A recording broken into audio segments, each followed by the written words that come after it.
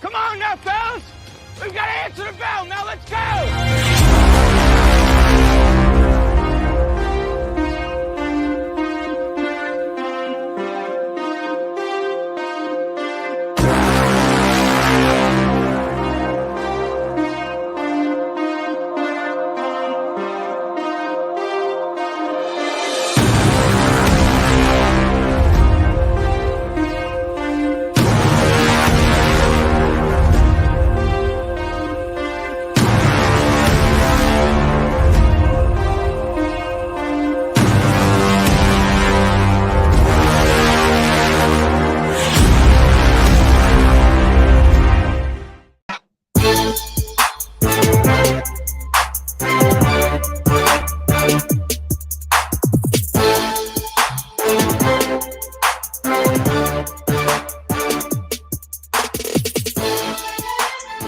Welcome in to Main Street Sports Today, presented by Mid-Tennessee Bone and Joint. Chris Yow and Mo Patton here with you on this Top 5 Tuesday.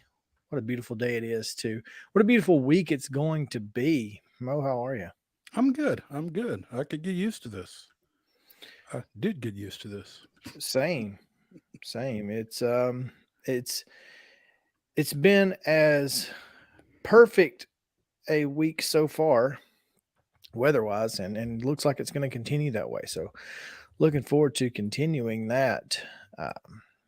Got a lot going on today. We have a lot of topics we didn't get to broach yesterday, and perhaps we needed to make sure that we had plenty of time to do that. So we'll visit with Chip Walters, as we always do on Tuesdays. It's always exciting, and we'll broach a lot of different subjects: the NFL, Braves, some sports writer awards.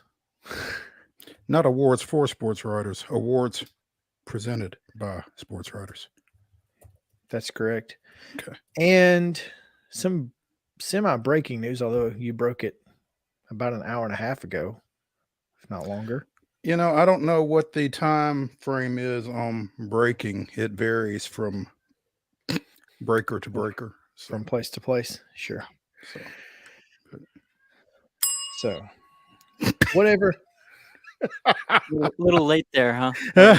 A little late there. Late breaking. I mean, we got there. Oh, yeah. Better late than never is what I say. Exactly. Thank you. There you go. We're back on track now. We're back on track. Anyway, got a lot to get to. So let's go ahead and do that and get into today's rundown. This is the rundown. High school baseball action from Monday. Brentwood defeated Hillsboro 11-2. It was Antioch with a 10-0 win over Cane Ridge. Columbia Academy, same against Providence Christian, 10-0. Christ Presbyterian Academy with a 14-4 win over Lipscomb Academy. Richland defeated Culleoka 8-5. It was Davidson Academy 9, Mount Juliet Christian 1. Dixon County with a 17-4 win over Clarksville Northwest. Eagleville 12, Huntland 0. East Nashville 18, Whites Creek 0. Clarksville Academy 24, Easel Harding 1. Loretto 16, Giles County 3. Good Pasture 15, Donaldson Christian 2. Man, the bats were booming yesterday. Franklin Grace with a 7-5 win over University School of Nashville. Greenbrier Edge, Creekwood 3-2. It was Green Hill 9, Knights Academy 1. Harpeth with an 11-1 win over county rival Cheatham County. Hillwood 27, Glencliff nothing. Hume Fogg 26, Maplewood nothing. Independence 11, Siegel nothing. Joe Burns with a 9-8 win over East Robertson. Franklin defeated Overton 13-1. 13-1 Franklin over Overton. Page with a 2-0 win over Marshall County, and Battleground Academy 5, Middle Tennessee Christian 1. Murfreesboro Central Magnet blanked to Martin Luther King 7-0. Portland little 10 runner over White House 11-1. It was Ravenwood 6-5 winners over Columbia Central, and Rossview downs Clarksville 3-1. Santa Fe got a 5-3 win over Hampshire, and Laverne was a 7-6 winner over Smyrna. Lincoln County down Spring Hill 9-6, and Pearl Cone was a 12. That's okay. Pearl Cone and Stratford tied at 12. Oh, Summertown 7-3 winners over Mount Pleasant. Fairview 10, Sycamore nothing. Tullahoma 8-0 winners over Lawrence County, and Middle Tennessee Monarchs down Zion Christian 5-3. And then softball action, it was Antioch 17, Hunters Lane 5, Columbia Academy edged the Vi Queens of Communities 3-2. It was Eagleville 8, Stewart's Creek 5, Fairview 19-3 winners over Santa Fe. Gallatin 16-1 against McGavock, and Hendersonville edging Columbia Central 6-5. Henry County was a 12-0 winner over Dixon County. That's a heck of a win there. Ravenwood 13-1 over John Overton. Lebanon 21-3 against Laverne. Marshall County 11-9 against Lawrence County, and Mount Juliet 7-4 winners over Beach. Murfreesboro Central swept Glencliff in a doubleheader 21-0 and 20-0. It was Page 15, Spring Hill nothing. Perry County won an 11-10 win over Mount Pleasant. Wilson Central defeated Siegel 4-1, and Gordonsville blanked Watertown 10-0. On the pitch, boys soccer action. Richland with a 4-0 win, 4-0, over Culleoka. Lawrence County and Loretto played to a 1-1 draw. It was Murfreesboro Central 5, Marshall County 2, and Gallatin and White House played to a 2-2 draw. In the majors, Austin Riley's first inning 2-run homer off Ryan Weathers was all Weathers would give up, but it was all the Braves would need in a 2-0 victory. The Reds defeated the Rays 8-1. It was the D-backs 6, St. Louis 3, and the Brewers with a 7-3 win over Seattle. Today's action on the baseball diamond, we go to NBA and Innsworth. First pitch now at 2 o'clock. Cane Ridge and Antioch at 4. Also at 4, Hunters Lane and Hendersonville will play a twin bill at 4:30. At CPA at Brentwood Academy, and Sycamore at Fairview. Glencliff's at Hillwood. Maplewood hosting Hume Fogg. Martin Luther King at home against Murfreesboro Central Magnet. Stratford's at Pearl Cone, and Grace Franklin is at University School of Nashville. East Nashville will visit Whites Creek at 5 o'clock. It's Joe Burns at East Robertson. Hampshire welcoming Santa Fe. Montgomery Central's at Liberty Creek, and Culleoka goes to Richland. Smyrna is at Laverne, and Lebanon welcomes Cookville, while Blackman's at home against Riverdale. Harpeth will continue at Cheatham County. Davidson Academy at Ezo Harding. Hillsboro at home against Brentwood. Oakland welcoming Rockville, and Marshall County going to Page. 6:30 starts for Summertown at Mount Pleasant, McGavock at Beach, Middle Tennessee Christian at Battleground Academy, Clarksville hosting Rossview, Columbia Central hosting Ravenwood, Franklin hosting Overton, Good Pasture traveling to Friendship Christian, Henry County at Kenwood, Tullahoma at Lawrence County, Spring Hill at Lincoln County, Loretto hosting Giles County, Summertown at Mount Pleasant, once again at 6:30. Also at 6:30, Summit at Nolansville, Columbia Academy at Providence Christian, Springfield at West Creek, Portland at White House Heritage hosting Westmoreland, Independence traveling to Siegel, Creekwood hosts Greenbrier at 7. Also at 7, station camps at Gallatin. Wilson Central goes to Mount Juliet. And at times unknown to us, Eagleville is at Huntland, and Centennial is at Watertown. Softball action this afternoon. McGavock at Beach at 4:30. Also at 4:30 is Smyrna at Cane Ridge. Clarksville Academy hosting DCA. Harpeth Hall goes to CPA. And Good Pasture is at Davidson Academy. Franklin Road Academy is at home against Ezo Harding, and Hume Fogg welcomes Murfreesboro Central Magnet. Brentwood goes to John Overton as Columbia Academy goes to Middle Tennessee Christian. At 5 o'clock, it's Pleasant View Christian at Clarksville Christian. Columbia Central welcoming Ravenwood. Creekwood at home against Greenbrier, and Zion Christian's at Hickman County. Friendship Christian goes to Nashville Christian, and Mount Pleasant's at Santa Fe. Loretto and Summertown, always fun there. 5 o'clock first pitch in Summertown. Summit welcomes crosstown rival Independence. Also another little rivalry game there. Big rivalry Tuesday here.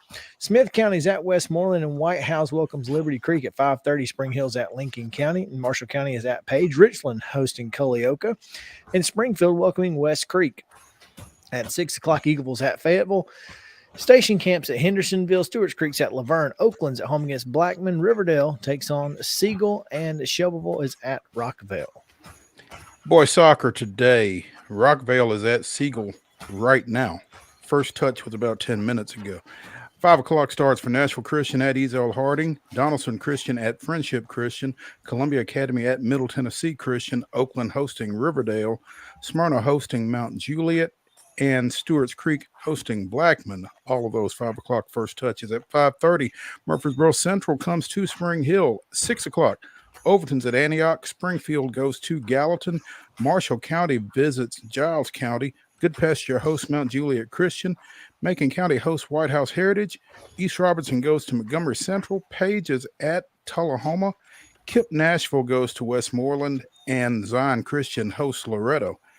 7 o'clock first touch is for Beach at Battleground Academy, Laverne at Cookville, Kenwood at Greenbrier, Lebanon hosting Wilson Central, Stratford at Merrill Hyde, Columbia Central traveling to Nolensville, and Liberty Creek at White House. Again, those are all 7 o'clock starts.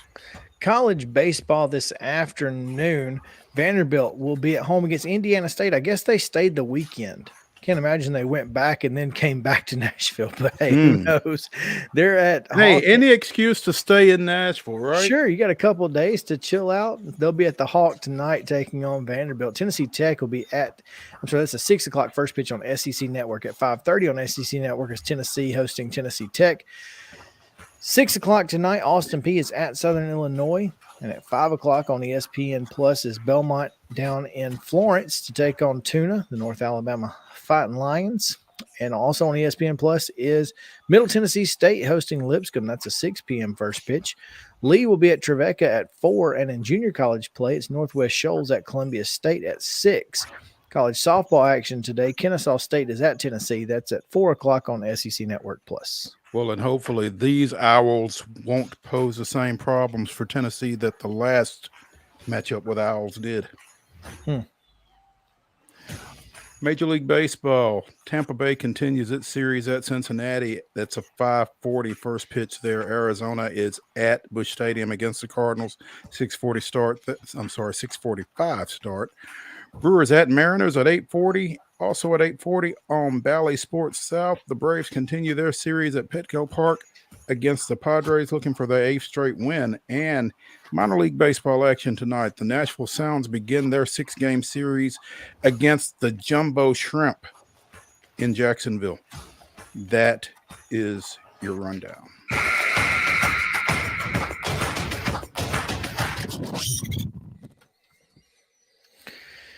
All right, to our top story we go as we talk a little preps.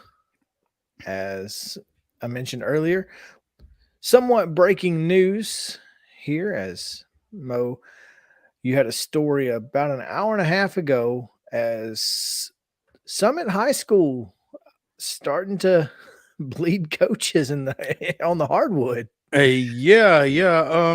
Jim, we announced Jim Fay. Well, Jim Fay announced his resignation late last month as boys basketball coach after 4 years. That's funny. You had to correct that because that would be funny. We're like, hey, you're retired. By the way. No, he did it himself. He did it. Yes. Jim Fay is no longer a Spartan boys coach. Trey Tate is no longer Spartan boys assistant coach, and now John Wild is no longer Lady Spartans coach. Wild has accepted the girls basketball coaching position and athletics director position at Santa Fe Unit School. And we've got a developing story up on the website at mainstreetmurray.com on that. Hope to have some John Wild quotes in that story as soon as I can get it posted. So, well, this is an interesting move. Obviously, Santa Fe girls have struggled over the last couple of years, but the some of the biggest success John Wild has had has been at, those Class A schools. So obviously won a title with Moore County's boys in '99. And with Bradford's girls in 2000. Yeah. So, So he's had plenty of success. Now this is an interesting move, though, obviously knowing where he resides, I guess there's not much difference in the time and the travel, but it's just this one kind of caught me off guard. I think it probably will catch a lot of people off guard, Chris, just from the standpoint that, like you said, he's had success at the smaller school environment, but he's also had success, at Riverdale, which was a team that was nationally ranked during his tenure there, at Wilson Central, at Franklin, at Summit. But he kind of spoke to that, said that, being at 4A wasn't necessarily a must for him. And as you mentioned, began his career at a smaller school, and it just kind of felt like a fit for him. So he's looking forward to the challenge. Said he really enjoyed the idea of, all of his athletes being under the same roof from elementary school on up, basically, and being able to develop them and get his, have hands-on with them at a young age and work with them there. So that's he's really excited about it. Again, on the surface, someone who has coached at the collegiate level, at the 4A, 3A level for as long as he has, it does kind of make you kind of look at it a little bit askew, but he's excited. Yeah, obviously the challenges of a Class A school versus a Class 4A school are much different, and being the AD at a Class A school can be either really difficult or it can be a little bit of a welcome change depending on what you're used to. So I'll be interested to see how this all plays out. Good luck to him. But where does Summit boys and girls go now? Yeah, that's a good question. It's Williamson County, so there will be no shortage of folks who want to come. Exactly. I mean, they will have interest. I think the administration there is really solid. I think a lot of people really think a lot of Sarah Lamb. John Wild spoke highly of her in, acknowledging his departure. And I don't think he said anything that anybody else doesn't think that has worked with her or is familiar with her. So, I don't think administration will be a hindrance in them getting, the right person for both those positions. So, that's a good point. Obviously, we talk about that a lot. Is how important administration is, and I am telling you, and I have said this. I don't know if I've said it in this form. I don't know if I've said it to you, but as long as I've been around high school sports at this point, I am convinced that your administration is more important than your talent level. I would 100% agree with that. I don't think there is a more athletically minded administration than Summit. There may be some that meet it, but Sarah Lamb really understands the importance of athletics at the high school level and how important they can be for student participation, student excelling. I think that is one of the things that makes her special as an administrator, especially if you're in the coaching world. Well, and I think part of that is because she's a former coach. Yeah. I mean, she understands. Yeah. And she gets what it means to student athletes. But I think if you've been to a game at Summit, you get what it means to the student body, whether they're athletes or not. Yeah.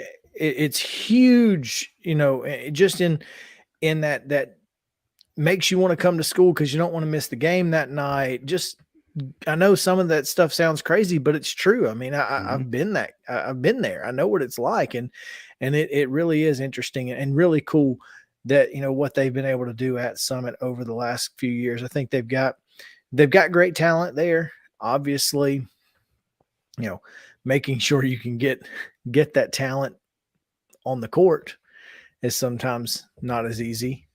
But otherwise, they've got plenty of guys out there and ladies who are very, very solid athletes. So I'll be interested to see where they go from here. And it probably won't be an easy decision for. No, I don't think it will, Sarah. because I think the caliber of candidates that they're going to have probably for both those positions will make it a tough decision. Yeah. But it'll also make it a good decision. So looking forward to seeing which direction they go in with both of these. The direction we're going to go in, Mo, is to our first break. All right, let's go. And we're going to take that break because when we come back, we've got some awards we want to talk about that were doled out by the Tennessee Sports Writers Association earlier this week. We'll also get into the NFL, Jalen Hurts, the Washington Commanders, all that and more on Main Street Sports Today, presented by Mid-Tennessee Bone and Joint. We'll be back to the Lee Company studio after this.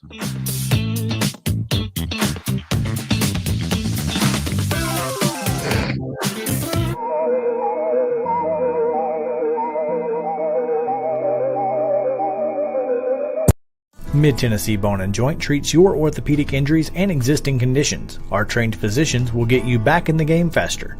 Contact us at 931-381-2663 or www.mtbj.net.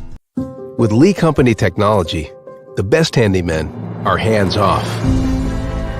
Lee Company techs have been using visual findings and other smart technology tools for years to add transparency and virtually take customers along. You see what we see, whether we're in a crawl space or on a roof. With Lee Company, technology helps us help you, no matter what's happening in the world or at your house. Jones & Lang Sporting Goods here in Columbia has been outfitting teams, officials, and anybody else from T-ball to college for 50-plus years. Be sure and check them out at 931-388-8060 or online at jonesandlang.com. Jones & Lang Sporting Goods, the look of a winner. Zion Christian Academy, zioneagles.org or 931-388-5731. You can schedule your appointment. Go tour their campus. It is beautiful over there, and you're definitely going to want to see it. Again, it's zioneagles.org. Give them a call, 931-388-5731, and schedule your tour today.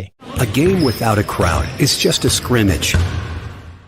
A performance without an audience is just a rehearsal. Without your presence, high school sports and the performing arts aren't possible. Ensure that these essential extracurricular activities continue to enrich the lives of students in Tennessee. Purchase a ticket to your local high school's game or performance. This message presented by the TSWA. You can't see the sights without the sounds. From the crack of the bat to the roar of the crowd and everything in between, discover what Hit City has to offer. Spend your nights cheering on the Nashville Sounds at First Horizon Park with giveaways, fireworks shows, theme weekends, and more. Single game tickets are on sale now. Visit NashvilleSounds.com to claim your seat today.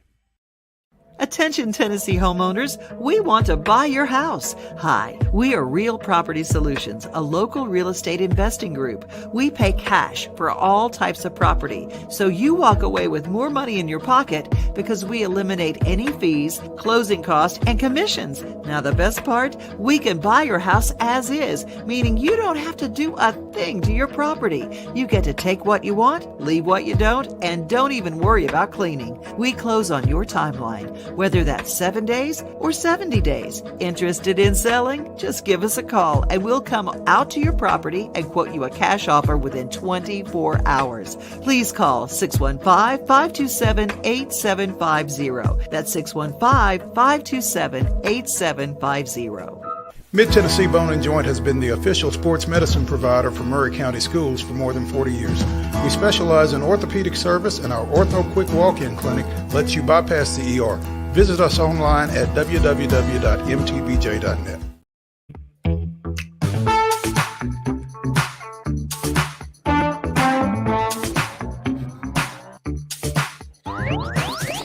Welcome back in Main Street Sports today, presented by Mid-Tennessee Bone and the Joint. We're in the Lee Company studio on this Top 5 Tuesday. Glad to be with you here.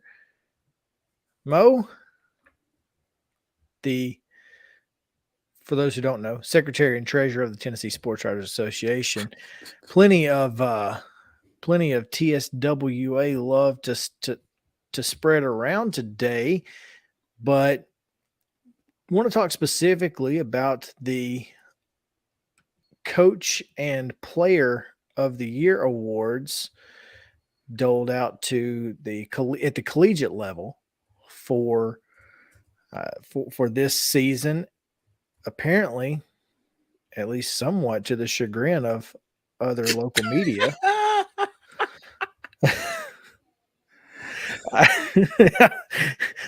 All I'm going to say is that I think I don't know if they got it right, if the TSWA got this right, but what they did is award all four of these awards to the people I voted for. So I'm going to say they probably got it right. I don't know about y'all. So you're not going to say they got it right, but you're going to say they got it right. Exactly. Because, I mean, these are the people I voted for. So clearly it was either a really overwhelming, obvious answer on these or everybody else that voted against these were just wrong. Maybe you were just the only one. Maybe you were just the only person that voted, Chris. Well, I know at least one other person that voted for the men's basketball coach of the year because he replied all in the email. But other than that, I might have been. Who knows? But yeah. We'll announce those now because friend of the show and heck of a person, Karen Booker, named women's basketball coach of the year after taking Trevecca from the cellar of their conference to the NCAA Division II national tournament in just 1 year. Heck of a job by her, and we couldn't be more proud of the job she did. And she is well deserving of this award. Oh, absolutely. You know, like you said, Trevecca had really struggled over the past few years prior to her arrival. She comes in, I think they won 20 plus games, earned a berth to the D2 national tournament. And, you know, she's got them turned around, headed in the right direction, and really kind of setting a standard both with what they've done on the floor and what she's done, you know, out on the recruiting trail as well. I think that this thing is still heading on an upward trajectory for her. So looking forward to, you know, seeing what happens next year with them, but obviously a great debut season for her with the Lady Trojans. Yeah. Congrats. Coach Booker, women's basketball player of the year, now former Belmont standout, Destiny Wells, who is headed to Rocky Top to hopefully finish out her career. Last year, I think she's only got one more year. I don't know. Again, you may be right, but COVID and all that, hopefully we're almost out of that. I think we are. Yeah. But, you know, Destiny Wells, the only player in the country to average more than 19 points, 4.5 assists, while also shooting 45% or better from three-point land. How about that? Oof, that'll be a welcome addition. Especially for a Kelly Harper team and Kelly Harper, who earned a contract extension today. You know, she dropped a boom on her Twitter account yesterday. I don't know if that's what it was. No, it was just the video that she posted was just a neon like Lady Vols and Nike. It was like this little 10-second video of them kind of panning up with a neon sign that said Tennessee Lady Vols, you know, with the bar and then Nike. It was very weird to me because I didn't know what she was trying to say. Well, I was maybe it was a tease. I was hoping it wasn't her contract extension. Yeah, well, I guess it was a tease because today they announced that extension. So that was interesting. But she's definitely that thing. Rocky Top is the move. I thought, all right, I mean, that just seemed like a really odd thing to boom, but Yeah. hey, coach, you do you, because I know what it was. I bet you it's because she got that 2024 sign commit. That's a bet you what that was. She probably got the call, tweeted the boom, and then a little bit later it come out that she had landed a 2024. Well, she certainly needs to land some 2024s because she ain't got any 2023s. They know 2023s, and Justine Pissett recently entered the transfer portal. So yeah, we talked about that last week with Caleb Giroux. My bad. Sorry. And no, but you're right. I mean, she's got a lot to, but that being said, and this is what Caleb said, that they don't really have a whole lot of space. I mean, they don't have a lot of players that are a lot of spots for new players, right? Whether they be freshmen or transfers. So, with the return of most of those players from last year, but Destiny Wells is one of them, and she's going to be a welcome addition. She had 32.4 points over her final 5 games per game.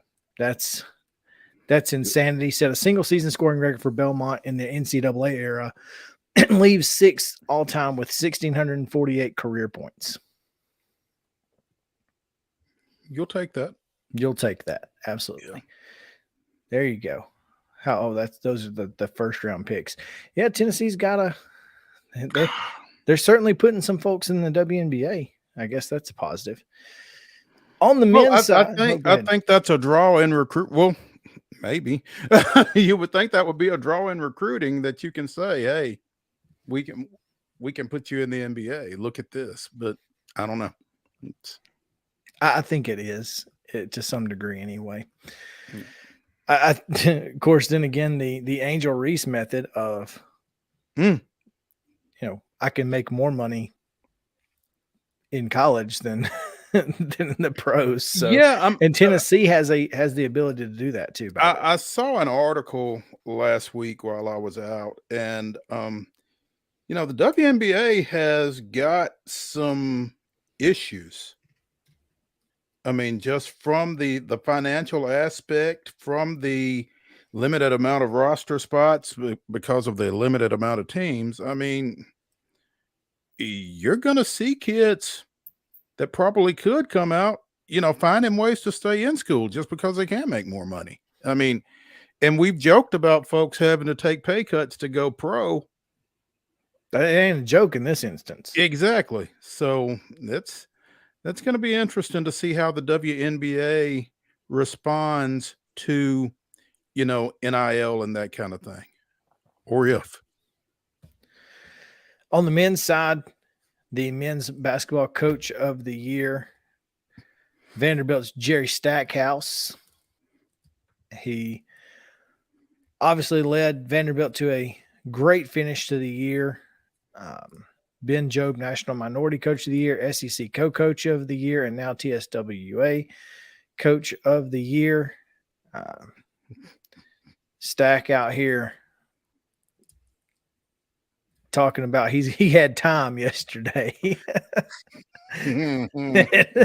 So he was clowning on some folks, and literally. Yeah, literally. That was, and boy, was it fun to watch. But a heck of a year for Stack. Obviously we talked about if the early season had gone a little bit differently, his team probably would be dancing, or would have been dancing in March. Unfortunately, they did not. But did have had a solid NIT run that ended against UAB, and no shame there as they went to the NIT finals and fell just a bit short to North Texas. But I am a little concerned about the hit that the transfer portal has taken on that roster with Jordan Wright leaving, with Miles Studi leaving. Who is at South Carolina, by the way. Well, and Jordan Wright's at LSU. Yeah. So that's unfortunate. And you wonder why that is. You wonder why folks are choosing to leave after, obviously the end of the season that they had. Yeah, well, I think, Studi left before the season ended. That's true. and Wright is from Baton Rouge. That's true. So, I That mean, makes sense. I guess it's fair to say that there's extenuating circumstances in both those cases, but nevertheless, I think you hate to see both those guys leave. 14 wins at Memorial. That's the most since 15-16. So, and their 11 SEC wins mark just the third time with that many league wins or more in the same span. So that's pretty solid year for Stack. And especially considering how most of us didn't expect much out of them after Scottie Pippen Jr. Was gone and just didn't know what to expect from that squad. And they figured it out in SEC play for sure. Men's basketball player of the year was Kendrick Davis out of Memphis. Great year for that young man. Led the AAC in scoring, 8th nationally, the only D1 player to rank in the top 20 for both points and assists. That's pretty impressive. So really, really solid player. And obviously, great play in the first round of the NCAA tournament, but obviously they fell short to Florida Atlantic. Again, no shame there. They went to the Final Four. Yeah. I mean, that loss took on more and more credibility, I guess, as the tournament progressed. So he actually passed Penny Hardaway for second most points scored in a season this year. Scored 744 for the Tigers, which made him put him second on the list behind DeJuan Wagner's 762 points. But heck of a year for Kendrick Davis, and I think obviously it was a tough choice in both men's basketball and coach and player for, when we voted for the finalists and for the winners, and tough choices, but I think, very deserving for all four of these folks. Certainly. Let's talk a little NFL, Mo, as yesterday we didn't get a chance to talk about this, and I'm really interested in your thoughts. Jalen Hurts, biggest contract in NFL history. And when the Ravens saw this contract, they spit their drinks out. and I'm just curious, and I get that Jalen led them to a Super Bowl, but we're talking about 5 years, 255. It's $51 million a year. Is Jalen Hurts worth $51 million a year? Well, I mean, I guess it's relative. It's absolutely relative. But I mean, like you said, though, I mean, if Jalen Hurts is worth $51 million, what's Lamar Jackson worth? I think Jalen Hurts is a much better quarterback than almost anyone gave him credit for coming out of college. I'll admit that I certainly did not think he was an NFL type quarterback. I didn't think he had the arm strength, and certainly didn't think he had the ability to read a defense at the NFL level. He's worked his butt off. He has earned everything he gets, including $51 million a year. He benefits from the best offensive line in the league. I don't think there's any question about that. I just don't know that if you put him in a tournament bracket, how many quarterbacks in the NFL I would take him over. It's a good question. It might be something we need to undertake. I mean, one, I don't know how you seed them 1 through 32, but two, that would be an interesting undertaking. And so much of the quarterback position, period, depends on what you've got around you. You mentioned Philadelphia's offensive line. I mean, look at the guys he's throwing it to as well. I mean, A.J. Brown and Devontae Smith to start. That's going to make a lot of guys look good. I would think, especially when they have time to let routes develop and throw it to them. So, but I mean, I don't know that he needs to be penalized because he plays behind a great offensive line and he's got a great receiving core to work with. I mean, it's hard. I think quarterback is such a hard position to evaluate just because of all of the outside factors that play into it, That's why I just get so angry reading Twitter about and the Ryan Tannehill slander. Mm-hmm. I've said it on multiple occasions on Facebook. If the Titans don't upgrade some other offensive issues, then it doesn't matter who the quarterback is. And if they do, then Ryan Tannehill will be just fine. And has been just fine in those circumstances. I mean, we've seen it. We've seen him go to the AFC Championship game, and the defense just literally let Patrick Mahomes walk into the end zone. I mean, this is a guy who has the ability. And, someone said it was about time for Tannehill to become a Falcon. If the Atlanta Falcons had Ryan Tannehill, they would be an instant NFC contender. Oh, God. Instant. With Kyle Pitts and the receivers they've got down there? Zero question. Instant contender. Well, I mean, particularly in the NFC South. Exactly. So, would I take Jalen Hurts over Ryan Tannehill? Probably, but only because one, he has the ability to extend plays, and Ryan does too. Hold up, because Chris, you are the person that told somebody Ryan Tannehill played receiver at Texas A&M. That's true. He has the ability to extend plays himself, but he's also 36 years old versus 25 or 26. There's a difference. Would you take him in this offense? I think you'd have to change your offense because, boy, could you imagine? You don't have to imagine. Jalen Hurts and Derrick Henry, did they not play together in Alabama? You may not have to imagine it at all. Just go back and watch the tape.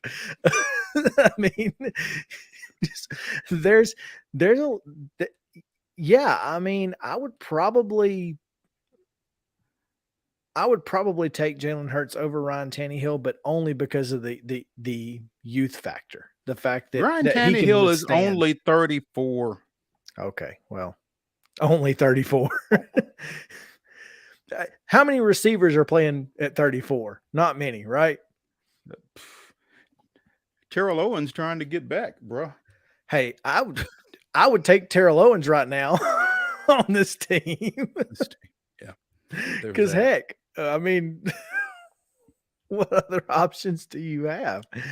But yeah, I mean, Jonnu Smith down in Atlanta, Tannehill would make them an instant contender. Now, that being said, I don't know that Jalen is worth $51 million. I don't think he's worth the biggest contract in NFL history. I don't know who's worth $51 million. Outside of Patrick Mahomes, nobody. Yeah, I mean, Kansas City's got to be kind of quaking in their boots a little bit too. I don't know how much longer they've got Mahomes signed for, but I mean, the numbers aren't going to come back down. He's on a 10-year, $450 deal. I think he's good. He signed it in 2020. I think the Chiefs are fine. Chiefs, well, thank goodness. The Chiefs are going, thank God. Oh, wow. Yeah. Of course, we're defending Tannehill because there's nothing wrong with Ryan Tannehill. There's nothing wrong with Ryan Tannehill. You don't have to be sold, old geezer. What I'm telling you is we've seen it happen when he has the ability to not die in 2.5 seconds every time he catches the ball? When he has the ability to not get his head separated from his shoulders, huh? Yeah. I mean, it's very simple. The Titans can run the football with any type of decent offensive line. 1,500 yards for Derrick Henry behind probably the worst offensive line in the history of the NFL. So anyway, my point is, I don't think anybody's worth it outside of Mahomes, but clearly, give him. Yeah, but that said, I ain't mad at him. Nope. Great job by his agent, and great job by the Eagles to solidify their guy. If they want to give it to him, shoot. I don't expect him to go in there and say, you know what? I'm not worth this. Why don't you just give me 48? Doesn't work that way. Now, as the great philosopher Christopher Wallace once said, more money, more problems. That's right. So it'll be interesting to see how that goes in Philadelphia, where they're not the most forgiving fans.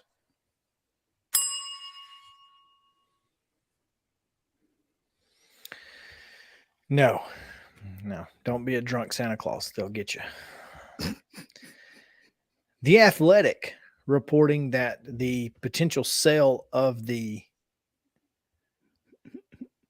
Washington Commanders would indemnify outgoing owner Dan Snyder for future litigation stemming from his many pending investigations into his tenure.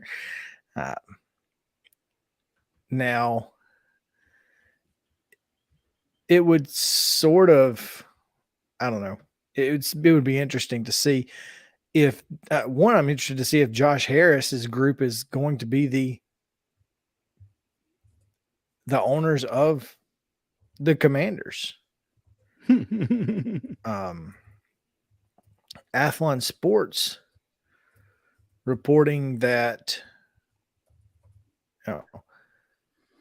former Duke basketball player Brian Davis has made a $7 billion cash offer to purchase the Commanders. Cash money, $100 bills. How long would it count? How long would it take to count $7 billion $100 bills? Oh God. Be here all day long. But apparently he was offering to pay the first billion within 24 hours and the remaining within 7 days. You know, the worst thing about this whole deal, though, is that Dan Snyder is going to get $6 or $7 billion for being possibly the worst owner in the history of professional sports. He's going to make 2.5, maybe 3 off the sale. Because he bought them for billion. Yeah. With a B. With a B. Richmond Times Dispatch's Michael Phillips says the cash offer from Davis is probably not going to happen. Though Davis is a logical fit, he's from the area and has sports ownership experience as part of the group that founded the DC United MLS team, which was later sold. But any bid would have to be approved by the NFL owners, and that's where things come to an abrupt halt. I don't know why the NFL owners would be. What? As we once heard someone say, "Do you like money? Do you like making money?" I don't understand. So that's certainly interesting. I mean, I think Harris's group is gonna win the owners over, essentially because they already know his financials. They've already vetted him once for the Broncos situation. And what's crazy is someone said he owns the Sixers, the Devils, and the Commanders. He will own 3 teams, of which fans of those teams hate the other teams that he owns. So there's that. I mean, that's one way of hedging your bets, I guess. Oh yeah. But one city's always going to be happy with me. That's right. One will always be happy. Or but two of them are probably going to hate you. You're going to be behind. Anyway, we need to take a break because we have to talk a little Braves. So we'll get to this week or this day in Braves history on the other side of a break and talk a little bit about last night's 2-0 win against the Padres.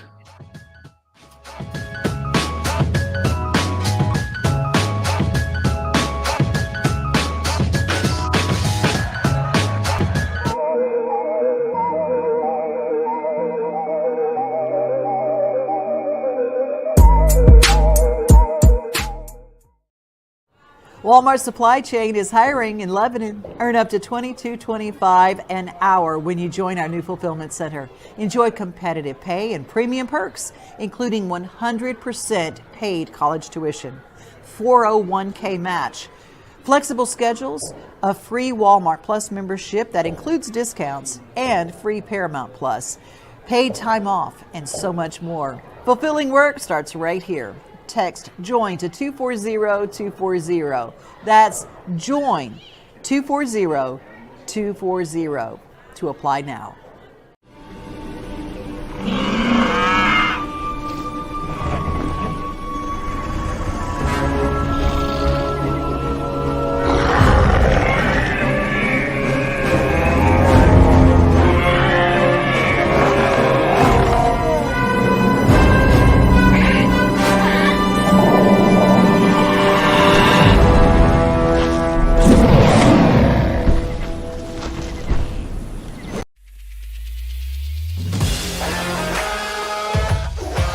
Hockey in Music City just hits different. It's one big honky-tonk party. It's the sea of gold in the crowd, the goals, the saves, the celebrations. It's an experience like no other. Experience Predators hockey all season long. Visit NashvillePredators.com/season tickets and join the Loyal Legion today. That's NashvillePredators.com/tickets, and we'll see you at Bridgestone Arena. You've been putting back a few, and a few becomes a few too many. For a moment, you think about calling for a ride. Nah, you live nearby. What's the worst that can happen? You get pulled over, your insurance goes up, you lose your license, you total your car, you kill someone. This is Chris Yow with Main Street Sports Today. Every show, Mo Patton and I welcome friends from all across the sports landscape, from high school coaches and reporters to national, college, and pro sports personalities. You never know who might stop by for a chat. AP Tennessee sports editor, three-time Tennessee Sports Writer of the Year 2020 TSWA Hall of Famer. She covers the Titans, the Predators, the Grizzlies, college football, and hoops. Please make welcome Teresa Walker. Former University of Tennessee, former Team USA Olympian, ex-Cy Young Award winner, R.A. Dickey. R.A., did I miss anything? Man, that was sweet. Yeah, I need to listen to that before I go to bed every night. That was nice. Has 5 sports Emmys. That's not bad for the other guy in Wham, Ryan McGee. Other guy in Wham married the best looking girl, Bananarama, so other guy in Wham had a pretty good life. From preps to pros, we're taking on the sports topics you care about. Tune in across Main Street Media social platforms at 2 p.m. or on demand on your podcast distribution platform of choice.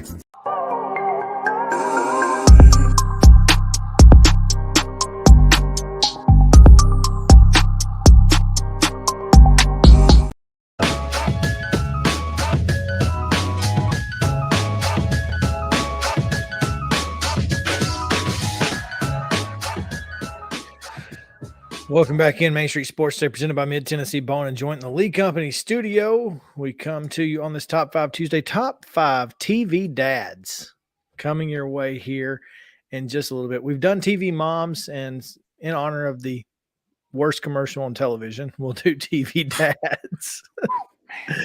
Oh, man. But first, little Braves. Mo, what happened today in Braves history? April 18th, 1982, the Braves extended their season-opening win streak to 11 with a 6-5 comeback win at the Astrodome over Houston. Al Raboski, the Mad Hungarian, pitched a scoreless seventh inning, and Biff Pocoroba's 2-run double in the 8th made him a winner as Rick Camp earned the 2-inning save. That was this day in Braves history. How about that? Good thing Wade wasn't on here. He wouldn't have liked to have heard that.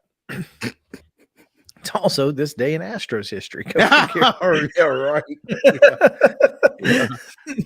Oh man, but yeah, how about that? 11 wins in a row to start the season, and But wait, there's more.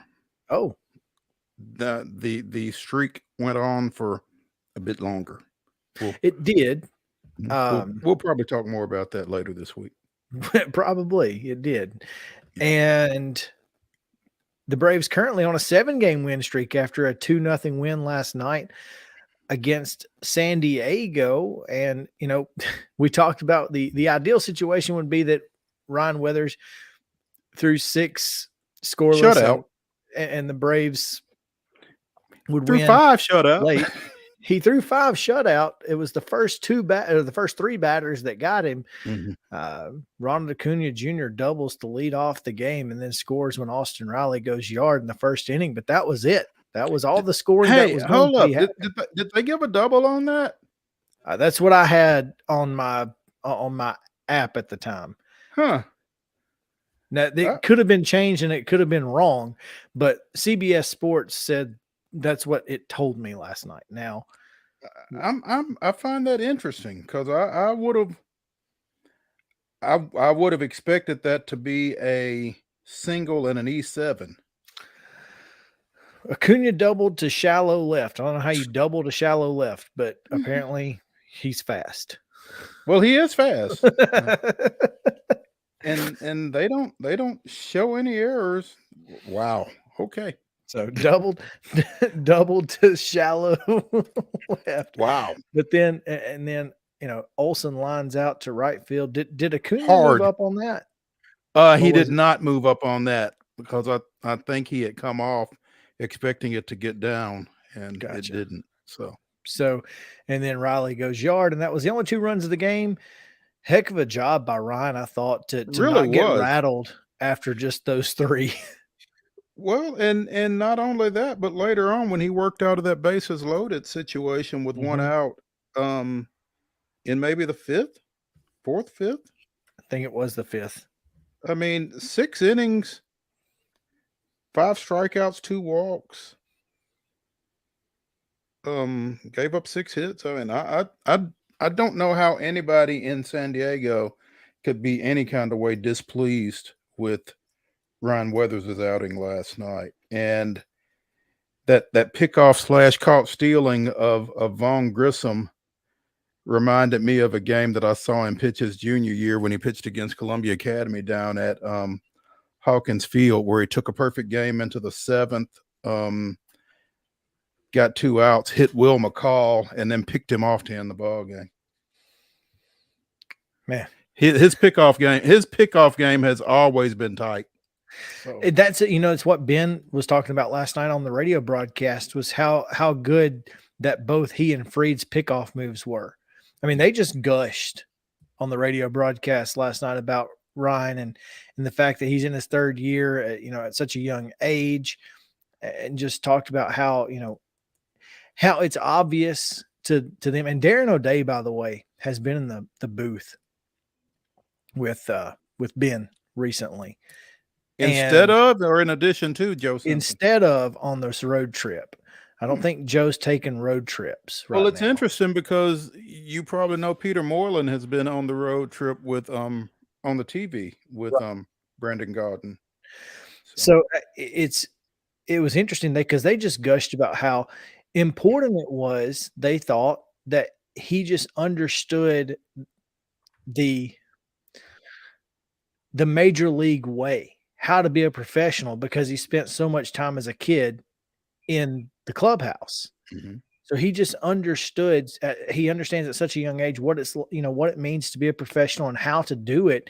And he just plays above his years. And they absolutely, Ben and Darren were just gushing over Ryan. And I think well deserved too. Heck of a showing last night. Didn't get rattled after a tough first 3 at bats, and his bats didn't show up. Thank goodness.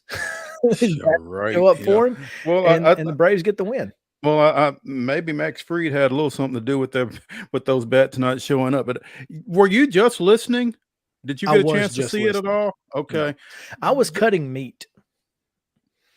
Okay. We bought we bought a big thing of meat, and I was cutting it up to be frozen. Oh, okay. All right. That sounds fun.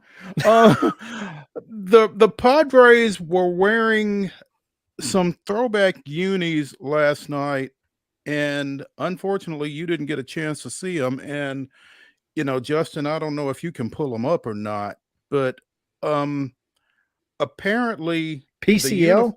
They were PCL. It was their PCL unis from 1948, which was when Johnny Ritchie broke the PCL color barrier, and so it was in honor of that accomplishment that they were wearing, some cream red and blue type uniforms last night. That's a good looking uniform. Yeah. Johnny Ritchie, they call the Jackie Robinson of the West Coast. I had never heard of him before last night, and when I first tuned in, I'm like, what's up with these uniforms? But I did see some tweets that had asked, when they added them, but that makes sense. Yeah. So those are sharp. Those are. Well, okay. Kind of looks like a little Syracuse there, although it's not orange, it's red. Exactly. Yeah. But that is, I thought it was a good job last night by both pitchers. Pitching staffs looked good. Braves hit the ball well, but just couldn't put it any more runs across than they did. Looks like Colin McHugh will be going back to, or will be doing a rehab assignment in Rome tonight. So that's exciting. That's tonight or last night? This looks like 4 hours ago. Oh, okay. They tweeted this, so he'll be back soon. But Jesse Chavez had a great night last night, as he just Jesse, man, continues to do every time he puts on the A. Hey, Dylan Lee, 2 innings, 4 strikeouts out of the pen. A fantastic night from the pitching staff, just from top to bottom. So well done, Atlanta. We don't have a lineup for tonight. Probably won't get it until 4:00, which is just unfortunate, but because we don't have a chance. But we do know that Spencer Strider will take on Blake Snell. That is the expected pitching matchup tonight. So it should be fun. By the way, Mo, they're calling the Slutter a sweeper. Yeah, I think sweeper is probably safer. I would think so too. Yeah. So, all right, let's take a break. Chip Walters is standing by. We'll get the weekly update from the borough right after this on Main Street Sports Day, presented by Mid-Tennessee Bone and Joint. We'll be back to the Lee Company studio in just a moment.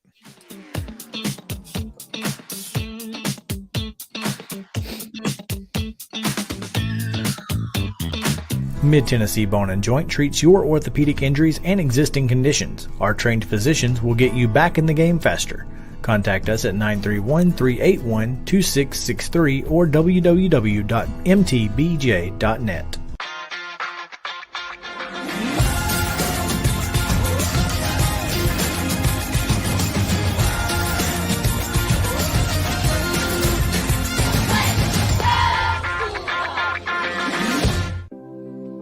Custom Stone Handlers supplies over 600 distributors and suppliers with quality stone products. Along with River Stone, we produce and distribute over 100 building, landscape, and other bulk products.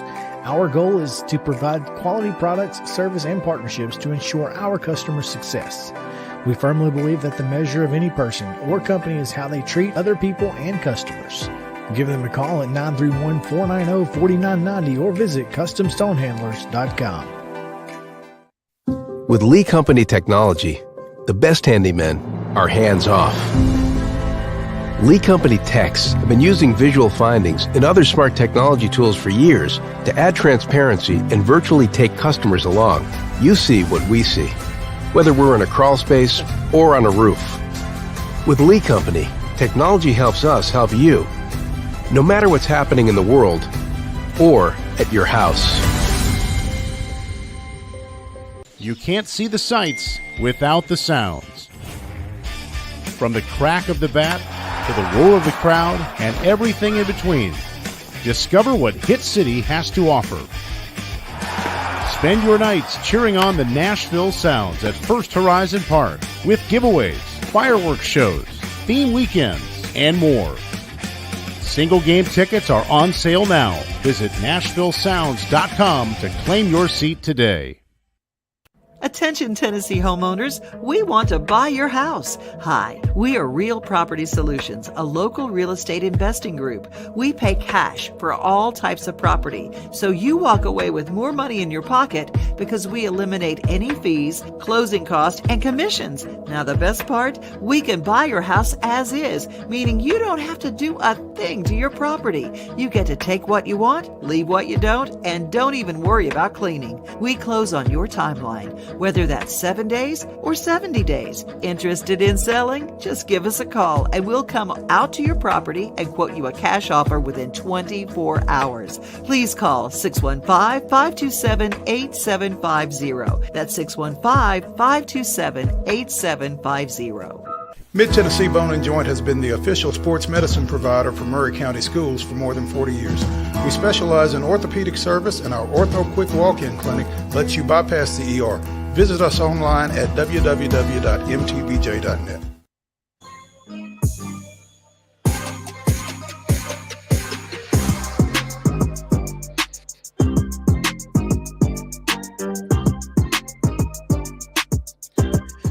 We are back on Main Street Sports today, presented by Mid-Tennessee Bone and Joint in the Lee Company studio. Coming to you live on this Top 5 Tuesday. Top 5 TV dads coming your way in just a moment. But first, we go to the Real Property Solutions hotline where we talk with the voice of the Blue Raiders, Mr. Chip Walters. Welcome in, Chip. How you doing, boys? Loving this weather. Oh, got the windows open. You know what? It would be perfect weather tonight if you wanted to go to a baseball game. Wouldn't it? It would certainly, especially over at Reese Smith Field, maybe a little Middle and Lipscomb action. And if you got $2 in your pocket, it'll get you in the ball game. You can get, if you got $10 in your pockets, you can eat dinner too. You can get in and have 4 hot dogs for that. Yeah, $2 Tuesday. You may want something to drink with 4 hot dogs. And it just so happens I have a $10 you got a bill $2 in my wallet. Oh, I thought you had a $2 bill you were showing there. Yes. Got my $10 bill. That's admission. Couple hot dogs, a drink. I'm good to go. There you go. There you go. It's going to be, I looked it up the hour by hour a minute ago. It's going to be supposed to be 77 at first pitch at 6 o'clock. Doesn't get any better than that.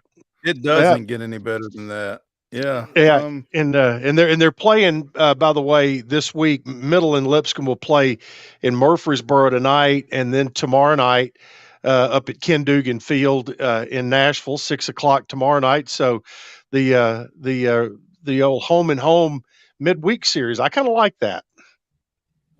And they're close enough that you can do that. Yep.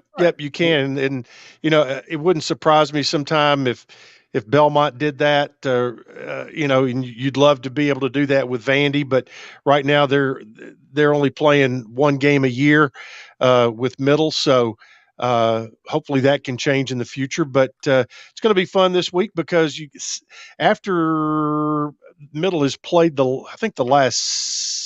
least the last 4 or 5 on the road, they've now opened up and play 7 of the next 9 at home, and that includes back-to-back home series, which they've been better at home in the conference.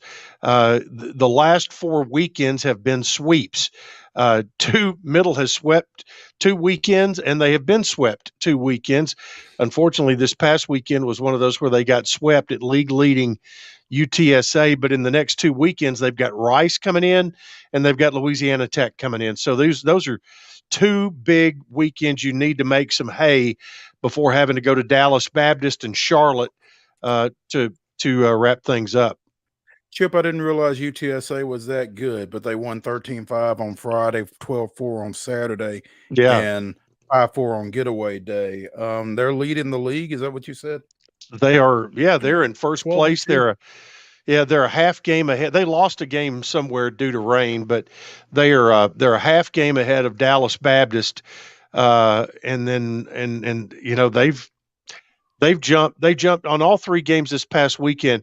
They jumped out on Middle early, scored 4 runs on Sunday, I think in the first inning, and then Middle had to, play from behind and try to dig out of that hole the rest of the afternoon.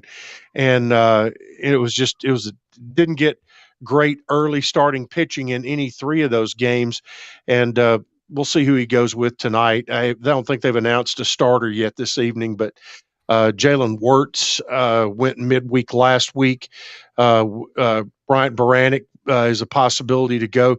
James Sells, who you guys know from over in Winchester, he kind of made his debut a year ago at Tennessee Tech. He's kind of moved into the closer role, and they didn't get a real chance to use him in that role this past weekend. But prior to the previous weekend, he got 3 saves. So if they can keep their bats going and get the bats back going again, then they've got a guy who can close out a game.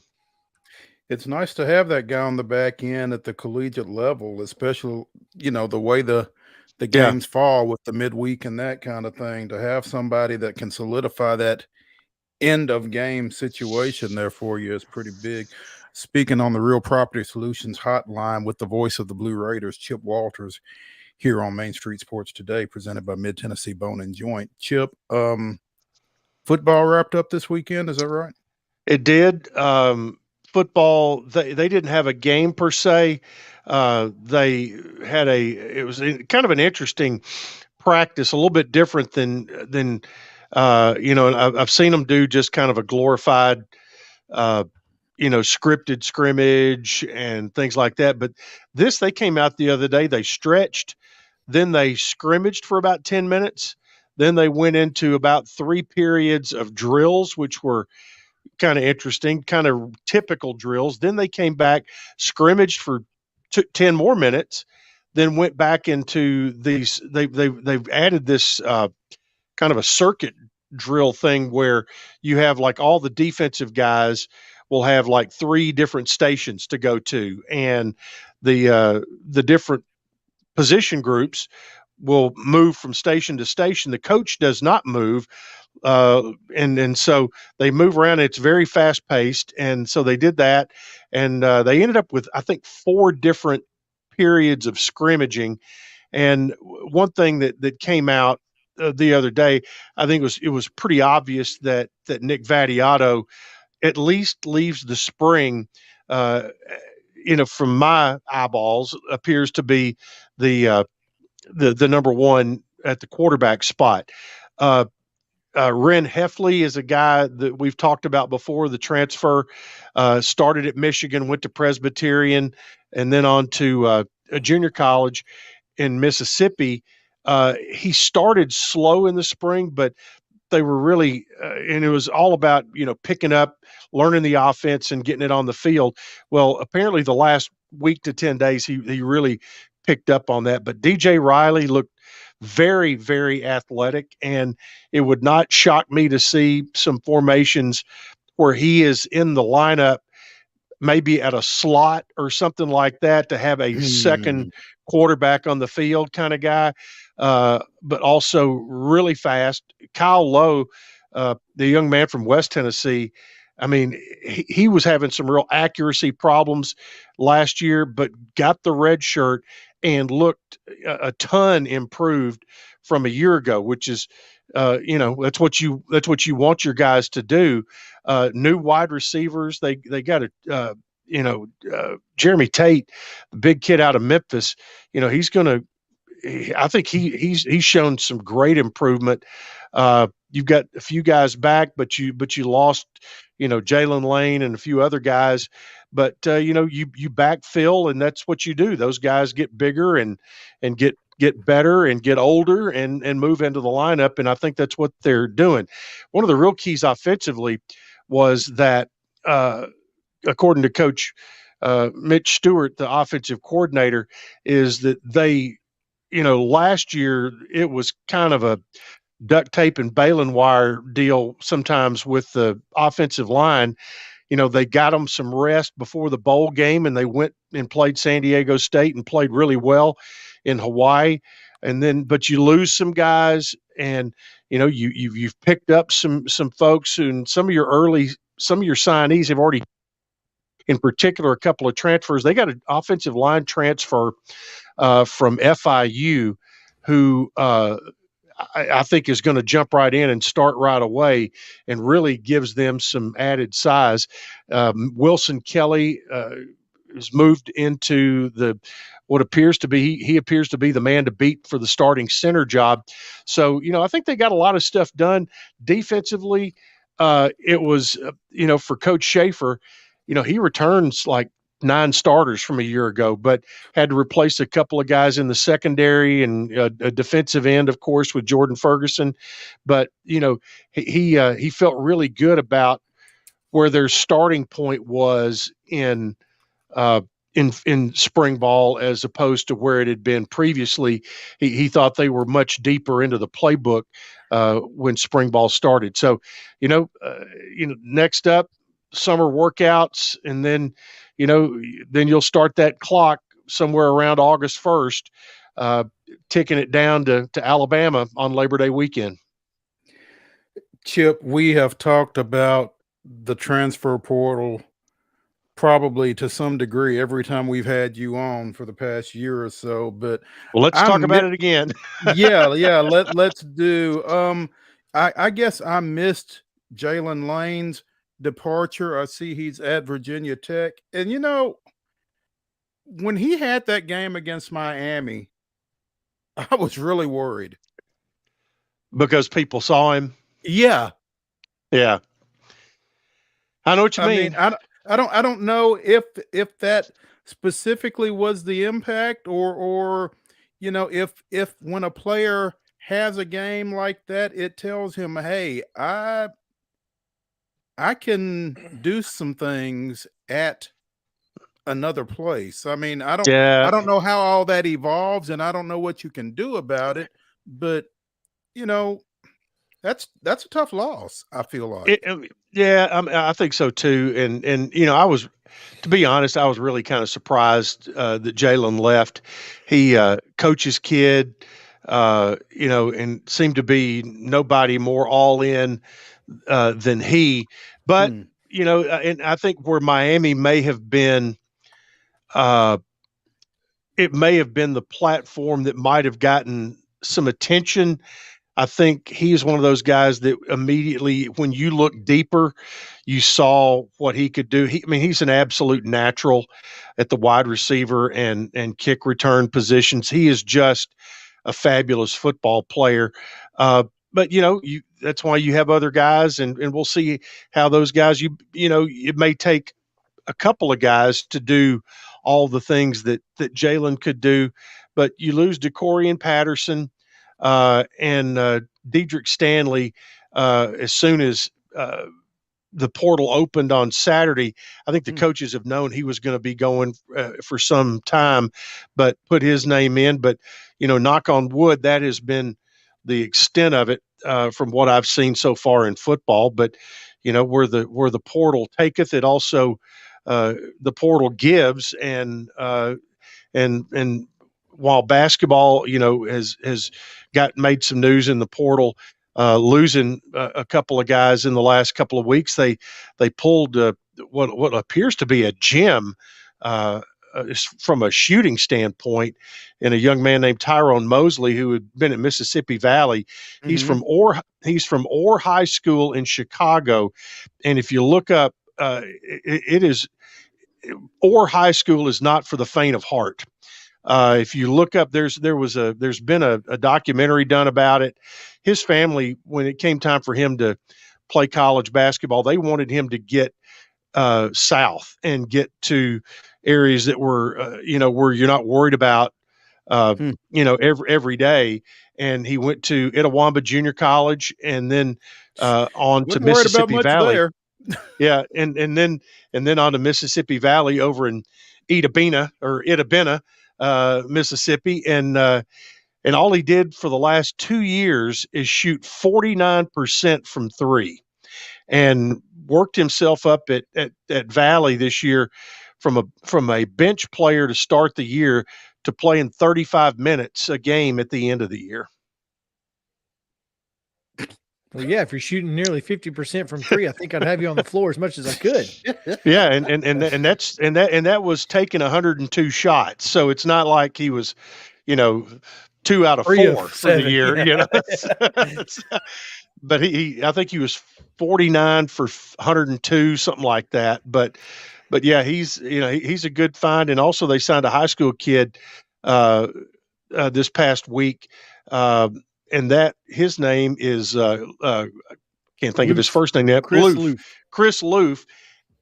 He is from San Antonio's Leander High School. He's 6'11", 205. But this past year, he took a prep school year and played at Link Prep in Branson, Missouri, which ironically is the same prep school that T. Leonard played in and played at. So, and T apparently has landed at Memphis, but Loof, I mean, he's just a big kid. He, as we've talked about in the last, he can shoot it for a 6'11" guy. He's 6'11", 205, averaged 13 points, 7 rebounds, 55% from the floor, 32% from three for a big guy. And one of his YouTube videos calls him the Red Rocket. And as you saw the picture that young Mr. Kulik put up there, you can see exactly why he is known as the Red Rocket. 6'11", 205.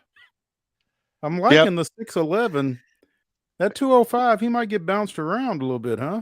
Well, I mean, he's, I think they'd probably like to put another 10, 15 on him before the season starts. And, but, I think from where he is as a high school senior, that size is not too bad. Okay. And just remember that he is coming in as a true freshman. And, I think they're really high on him. And from my understanding, sources say that, there's that this week there could be some other big news coming as well. So we'll keep our ear to the ground on that.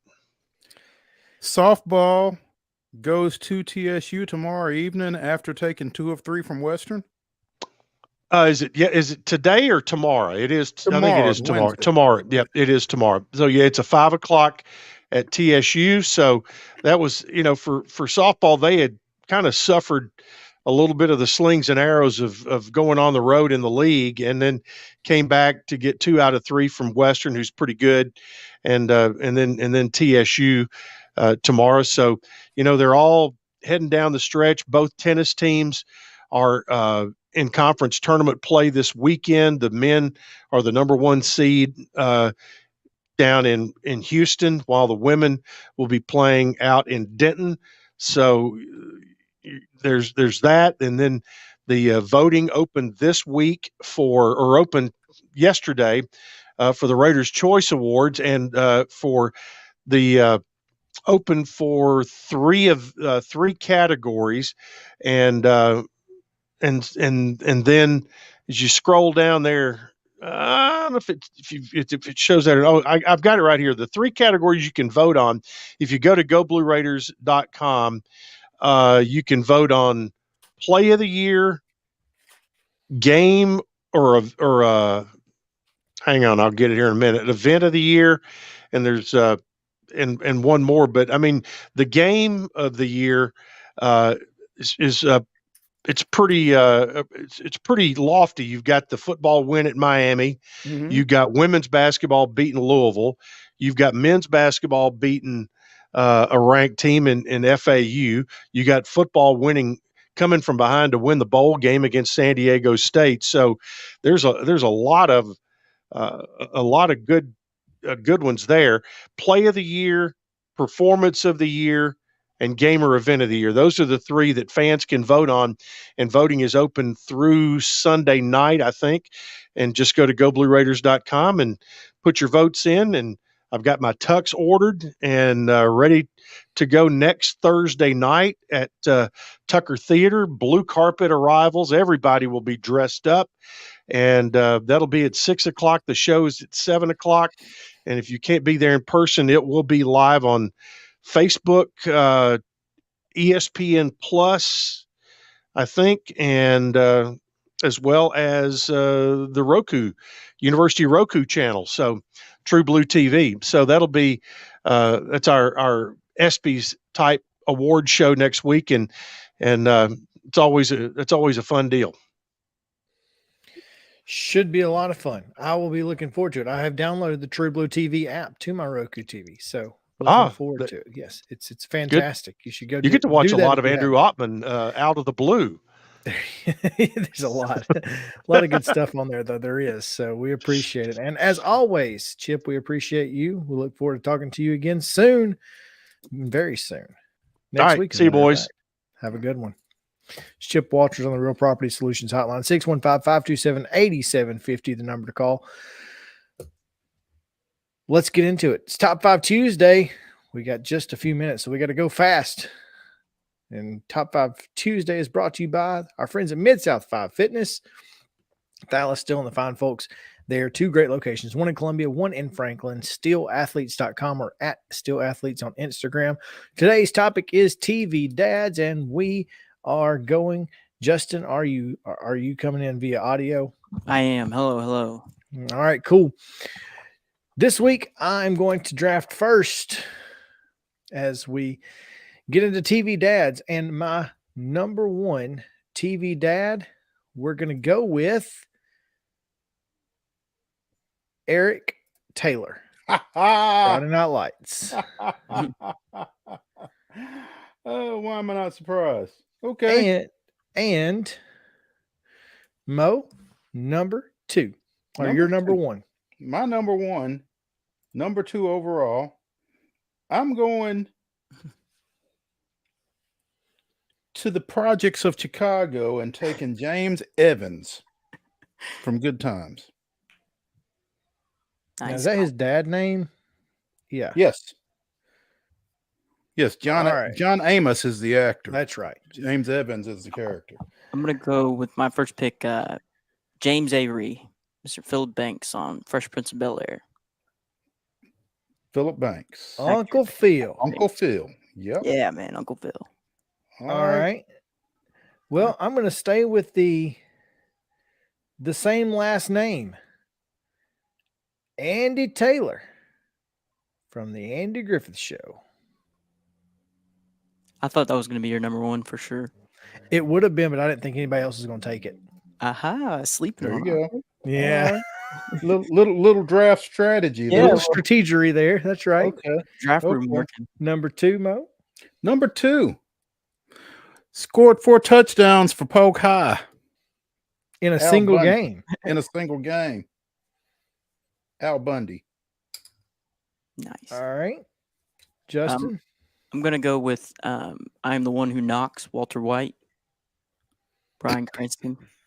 He did what he had to do. Did what he had to do to feed his kid. Exactly.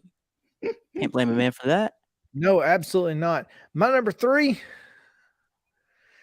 going to go with Fred Sanford. Ah, dang it. Was that your number 3? Big sleeper. I was going to try to sneak him through. I milked him too long. Good job. That's all right. Go ahead. That's all right. My number 3, since it's not Fred Sanford, is Bernie Mac. Oh, that's a good one. That's such a good one. All right. Number 3, Justin. I'm going to go Peter Griffin. Oh, that's it. I was waiting on that. I kind of knew you. I figured you might take him. Oh man, he's my number 4, Jason Seaver, Growing Pains. That's a good one. It's a good one. He was a solid dad. Alan Thicke was a solid dad, solid dude. My number 4, I'm gonna go with George Lopez. Ooh, that's so good. That's a great one. Number 4, Justin. I'm gonna go Ron Swanson. He ended up becoming the father of 2 kids when he married that woman in I can't remember what season it is, but late in the series. So Yeah. My last one is Jack Pearson from This Is Us. I've not seen that. I'm gonna have to see that. Good luck. Number 5, Mo. You know what? I'm gonna go with Jed Clampett. Nice. Wow. Justin. we're gonna go Ray Romano. Ray Romano. And that's going to do it for the show. Thanks, guys, for hanging out with us. We'll see you next time on Main Street Sports Day, presented by Mid-Tennessee Bone and Joint.